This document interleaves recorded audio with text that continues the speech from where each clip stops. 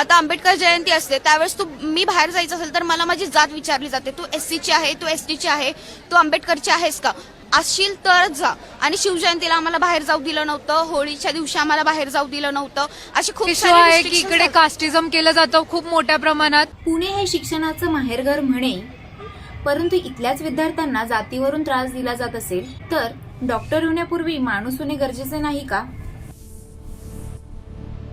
बीजे मेडिकल कॉलेजमध्ये सध्या नेमकं चालू काय आहे, चला तर समजून घेऊया. नमस्कार मंडळी, तुम्ही पाहताय विषय वाढीव. मित्रांनो, जय भीम. जे माझ्यासोबत लंडनला झालं ते जातीमुळे झालं. आज पुन्हा तसंच पुण्यात होतंय. होळीच्या दिवशी जय भीम.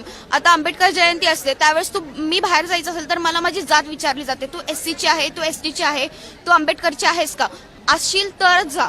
आणि शिवजयंतीला आम्हाला बाहेर जाऊ दिलं नव्हतं, होळीच्या दिवशी आम्हाला बाहेर जाऊ दिलं नव्हतं. अशी खूप इश्यू आहे की इकडे कास्टिझम केलं जातं खूप मोठ्या प्रमाणात. विद्यार्थ्यांना स्कॉलरशिप देण्यापूर्वी पण विचारलं जातं तुझी जात कोणती आहे. 14 एप्रिलला सुट्टी देण्याआधी पण विचारलं जातं तुझी जात एससी आहे तरच तुला सुट्टी भेटेल. आणि असं पण म्हटलं जातं की फक्त एससी आणि एसटीचे विद्यार्थी फक्त शासनाच्या शिष्यवृत्त्या खायला इथे येत आहेत. बीजे मेडिकल कॉलेजवर विद्यार्थ्यांनी जातीय भेदभावाचे गंभीर आरोप केले आहेत. विद्यार्थ्यांच्या मते त्यांना वेगळी वागणूक दिली जाते, मानसिक त्रास दिला जातो. ही फक्त सोशल मीडियावरची पोस्ट नाहीये. विद्यार्थी रस्त्यावर उतरलेत, इंटरव्ह्यूमध्ये स्पष्ट म्हणतायत की आम्हाला न्याय हवा आहे, आम्ही शांत बसणार नाही. आणि खरं सांगायचं झालं तर इतका अन्याय सहन केल्यावर शांत तरी कोण बसणार?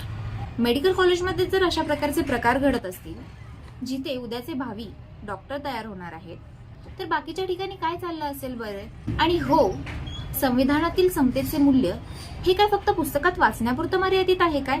विद्यार्थ्यांची स्पष्ट मागणी आहे, संबंधित प्राचार्य आणि स्टाफवर कारवाई करा, निष्पक्ष चौकशी करा.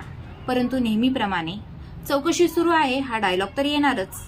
आता बघायचंय खरं की चौकशी खरंच होते की याचा प्रवास फाईलमध्येच संपतोय. सरळ गोष्ट आहे, जात पाहून वागणं चुकीचंच आणि विद्यार्थ्यांना त्रास देणं तर अजून चुकीचं. आणि हे जर खरंच होत असेल तर कारवाई ही झालीच पाहिजे, नाहीतर पुन्हा कोणीतरी या गोष्टीचा बळी ठरणार.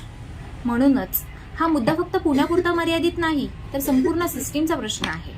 तुम्हाला काय वाटतं की ही फक्त एक घटना आहे की खूप मोठा प्रॉब्लेम? कॉमेंटमध्ये नक्की सांगा.